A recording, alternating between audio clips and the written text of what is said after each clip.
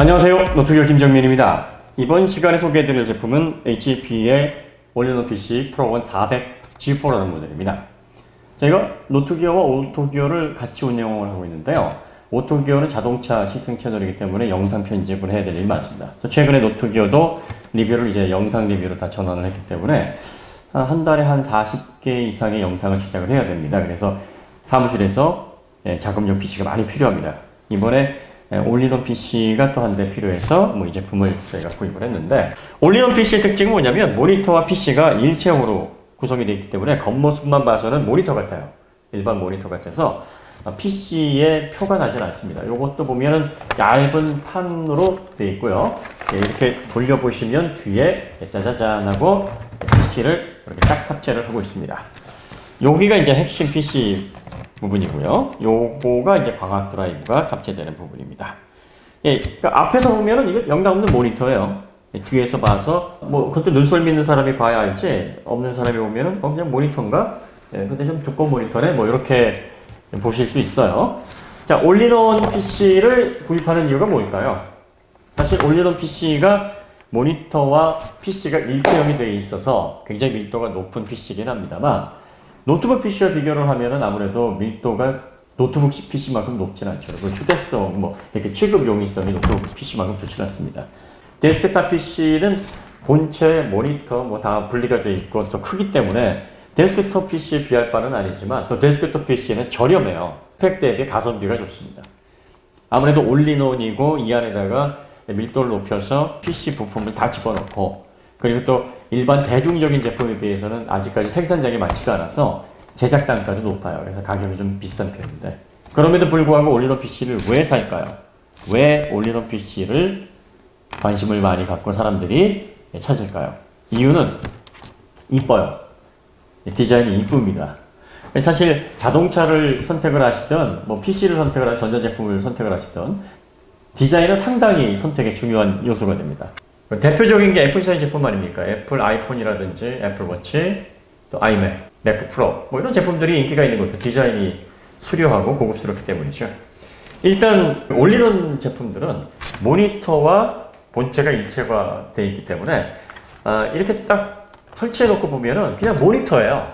모니터고, 최근에 나온 올인원 제품들은 베젤 자체가 네로우 베젤, 이 HP에서는 마이크로 베젤이라고 부릅니다. 여기 보시면은 베젤이 거의 없어요. 물론 전원을 넣으면 이 안에 매트릭스가 얇게 있어서 베젤이 좀 더 이거보다는 두껍습니다만, 실제로 물리적인 베젤은 거의 한 3mm 정도? 3mm 같이 안 되는 얇은 테두리에 불과한 베젤로 되어 있어요. 그리고 밑에는 스피커 출력구가 마련되어 있고 상당히 디자인도 군더더기 없는 스타일이어서 요거 책상에 놓거나 아니면 테이블, 탁자 같은 데 놓으면 지나가는 사람도 이게 뭐지? 하고서 시선을 끄는 그런 디자인적인 요소를 가지고 있습니다.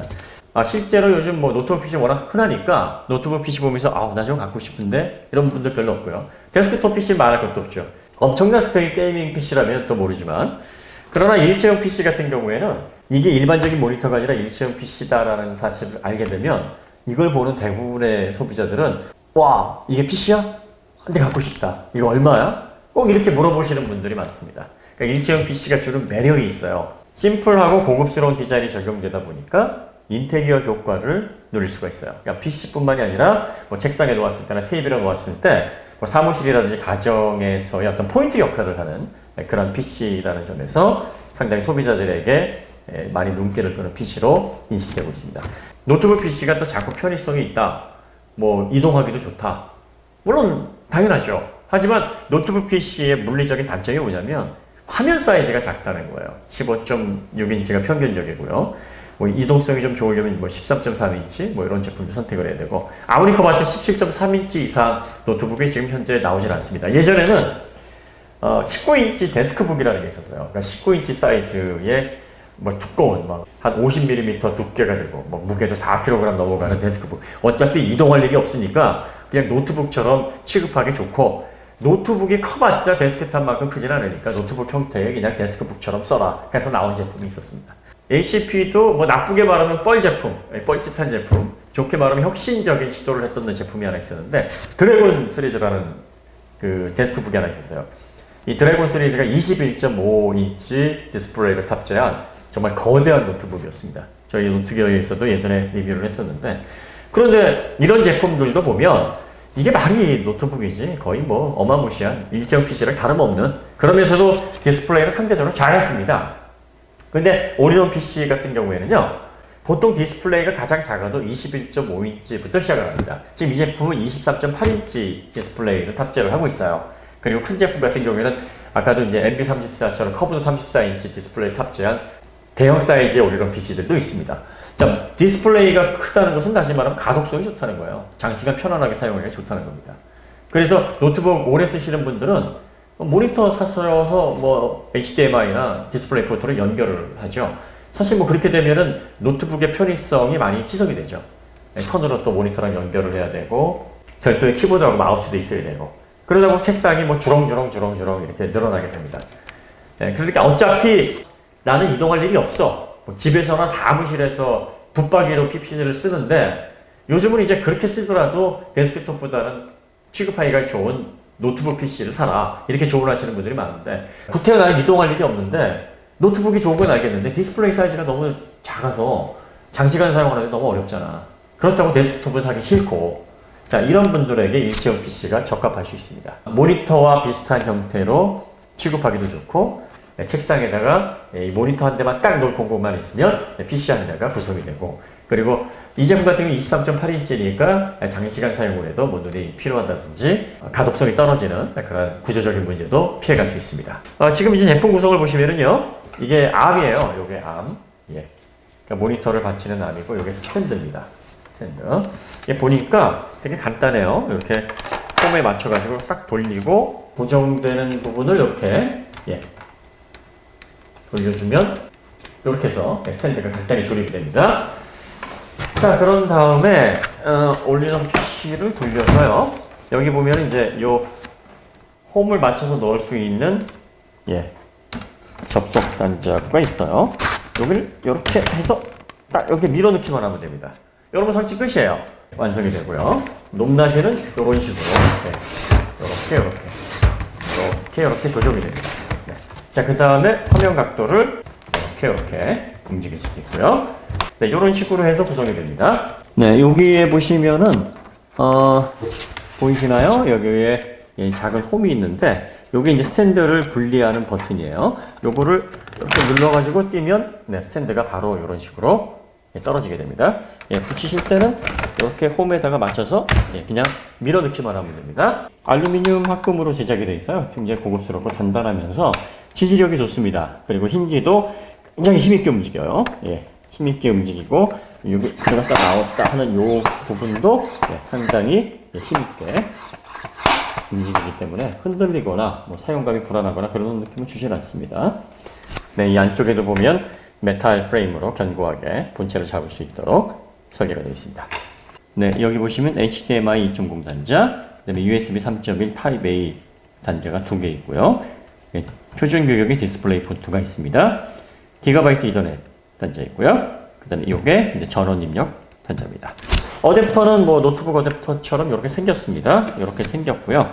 아무래도 이제 이게 데스크톱 프로세서가 들어가고, 또 외장 그래픽이 탑재되어 있고, 디스플레이 사이즈도 큽니다. 그래서 전원 공급 용량이 150W, 19.5V, 7.69A. 뭐 보통 일반적인 그 게이밍 노트북에 들어가는 정도의 그 정도의 용량의 어댑터입니다. 네, 이렇게 구성이 되고요. 들고 다닐 일 없으니까 커도 뭐 상관없습니다. 안정적인 전원 공급이 중요하니까요. 자, 그 다음에 또 포트가 여기 또 숨어 있습니다. 여기 이렇게 보시면은, 네, SD 메모리 카드 있고요.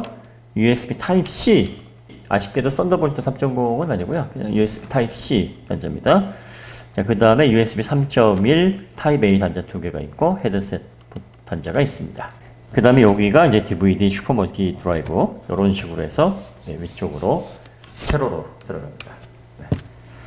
공간 활용을 아주 잘했네요. 그리고 구획식으로, 블럭식으로 이렇게 구성을 해놔서 상당히 조형미가 있어 보입니다.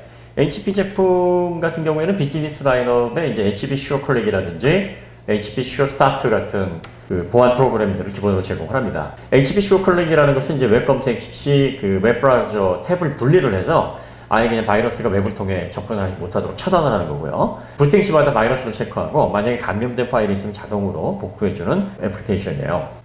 트러스트 플랫폼 모듈이 제공하는 하드웨어 기반의 암호 시스템입니다. 요건 이제 하드웨어적으로, 소프트웨어로 걸리는 암호가 아니라 하드웨어 자체에 암호를 걸어버리기 때문에 암호를 모르게 되면 해제를 할 수가 없어요. 그러니까 데이터를 꺼내볼 수가 없어요. 네, 요즘 밀웨어, 스파이웨어 이런 악성 코드들 문제죠. 예, 그래서 잘못하다가 감염이 돼버리면은 컴퓨터의 제어 자체가 모르는 사람에게 넘어가게 되고 웹 카메라를 통해서 주변이 다 노출이 돼버립니다. 그래서 그 PC 카메라에 테이블 붙인다거나 포스트잇을 붙이고 사용하시는 분들이 많은데 그렇게 되면 사실 보기도 안 좋잖아요. 예, 불편하기도 하고 사용하다 떨어지게 되면 노출이 되고 그래서 아예 이걸 이렇게 팝업식으로 이렇게 되면은 뭐 사용 안 할 때는 딱 집어넣으면 되는 거죠. 특히 글로벌 기업 같은 경우에는 이제 출장보다도 화상회의를 통해서 간단한 의견들을 조율하는 것들이 이제 거의 기업의 문화로 장착을 하고 있는데 그래서 PC 카메라의 해상력이나 소음 감소 기능 같은 마이크로폰 기능들이 상당히 확대돼서 삭제가 됩니다. 그래서 상당히 이 부분도 보안에 철저하게 대비를 해야 될 부분입니다. 스피커는 이렇게 아래로 두 개가 들어갑니다. 스피커 출력은 이게 비즈니스용 올리는 PC이기 때문에 그렇게 높진 않아요. 2W, 2W입니다. 그러니까 스피커 출력은 뭐 아주 그렇게 높은 편은 아닙니다. 그냥 업무용으로 사용하시는데 딱 적당한 정도다.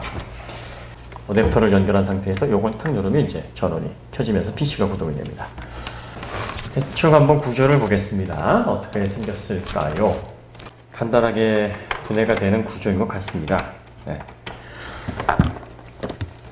올인원 PC이긴 하지만 아무래도 이제 내부 부품 교체가 노트북보다는 자유롭기 때문에 이렇게 분해 편의성이 좀 좋아야 될 필요가 있어요. 너무 복잡하게 설계가 되어 있으면 부품 교체하기가 좀 쉽지가 않죠. 네.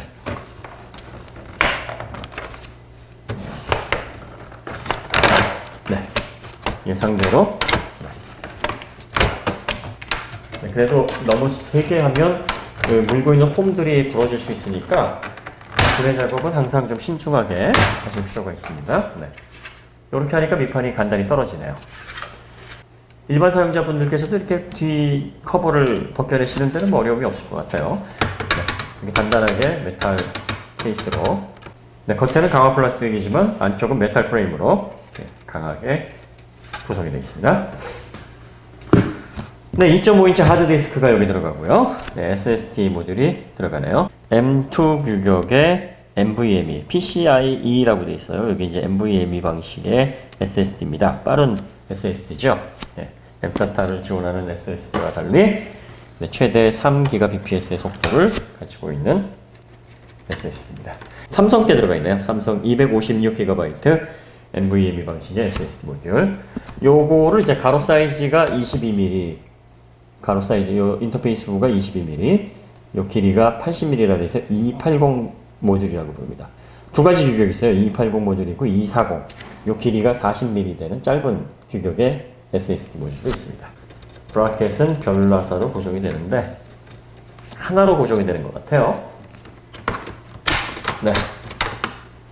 요거는 이제 하드디스크 브라켓이고 이 안에 네, 단자가 있네요. 여기다가 2.5인치 하드디스크를 끼워 넣으면 됩니다. 프로세서를 제거를 하려면 네, 쿨링팬을 제거를 해야 되겠죠. 쿨링팬 부분도 결라사네요. 네.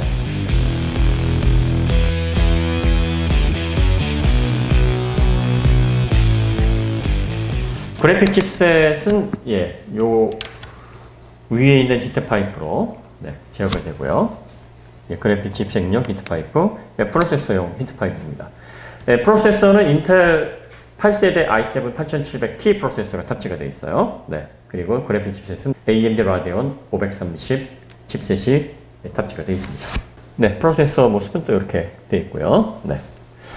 인텔 8세대 i7 8700T 프로세서입니다. 물리적으로 6개의 코어를 가지고 있습니다. 그래서 헥사 코어고요. L3 캐시에는 12MB입니다. 네. 어이구, 스팅과 같이 떨어지네요. 네. 하이닉스고요. 모듈을 보니까 8MB 용량이네요. 네. 메모리 이렇게 들어갑니다. 무선랜, 무선랜은 여기로 들어가고요.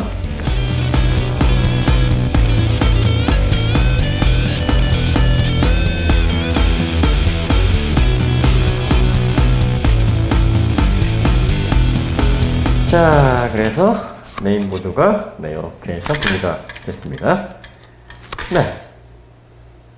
그래픽 칩셋이 이렇게 장착이 되어 있습니다. 그래픽 칩셋은 AMD 라데온 530을 사용을 하고 있습니다.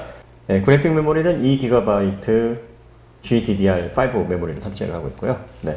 하이엔드급 그래픽 칩셋하고는 조금 성능 격차가 좀 있는 그래픽 칩셋인데 그래도 프로세서에 내장되어 있는 통합형 그래픽 칩셋보다야 뭐 성능이 월등하죠. 그래서 업무용 제품으로 사용하는 데는 뭐 크게 어려움이 없는 네, 그런 그래픽 칩셋이다. 그리고 무선대는 네, 8027.11AC 규격을 지원하는. 네, 메인보드가 뭐 노트북 15.6인치에 들어가는 그 정도 사이즈네요. 딱 보니까 네, 굉장히 좀 작고 밀도가 있습니다. 노트북용 보드로 호환을 해도 될 만큼. 네, 기본적으로 뭐 이런 식으로 구성이 되어 있습니다. 이런 식으로 구성이 되어 있어서 여기는 이제 모니터랑 이제 이 부분부터는 똑같습니다. 여기는 23.8인치 모니터고 PC를 이제 다 분리를 해서 요 PC들이 들어가서 예, 올리는 PC를 구성을 하게 되는 거죠. 상당히 직관적이고 예, 잘 설계가 됐네요. 이게 무게가 6.37kg인데 6.37kg이면 올리는 PC 중에서는 아주 가벼운 편에 해당합니다. 그래서 뭐 이동형 제품은 아닌데 그래도 사무실 2, 3일에서 저 사무실 옮기거나 이 방에서 저 방 옮길 때 올리는 PC가 또 그런 면에서 또 위력을 발휘하거든요. 네. 뭐 SSD 모듈 대신에 이제 하드디스크를 쓰면서 옵테인 메모리도 이제 구성이 가능하다 이렇게 설명을 하고 있는데 지금 이 모델 같은 경우에는 이제 SSD를 사용을 하고 있기 때문에 SSD 같은 경우에는 이제 옵테인 메모리를 사용해서 효과를 뭐 크게 보시기는 좀 어렵죠. 옵테인 메모리라는 게 우리가 그 램처럼 빠르면서 이게 저장도 된다 그러면은 SSD보다 효율적인 장치가 되지 않을까 해서 개발을 한 건데 그러다 보니까 이제 가격이 보통 일반적인 SSD 한 4, 5배 정도 비쌉니다. 현재는 어떤 식으로 구성을 하냐면 16GB나 32GB로 옵테인 메모리를 구성을 한 다음에 이걸 하드디스크랑 조합을 합니다. 하드디스크랑 조합을 해서 하나의 드라이브처럼 인식을 하게 합니다. 그리고 자주 사용하는 데이터나 프로그램을 옵테인 메모리 영역에 하드디스크는 플래터에다가 이제 기록을 하는 방식 아닙니까? 플래터에서 저장되어 있는 영역을 이제 찾아내서 올려줘야 되는데 그런 과정 없이 빠른 옵테인 메모리, 그러니까 SSD처럼 이렇게 생겼어요. 뭐 내내 이렇게 생겼는데 모양은 일반 SSD처럼 이렇게 생겼습니다. 그래서 M2 규격을 사용하고요.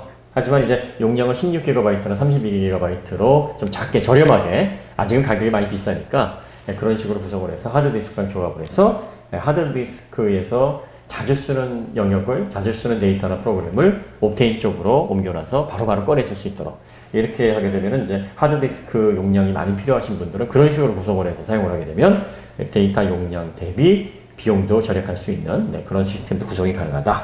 옵테인 메모리하고 하드디스크로 물리는 것보다는 비용 좀 넉넉하시면 뭐 SSD를 넉넉하게 가시는 게 가장 좋습니다. 네, 가장 좋죠. 그럼 뭐 조립을 하죠. 네.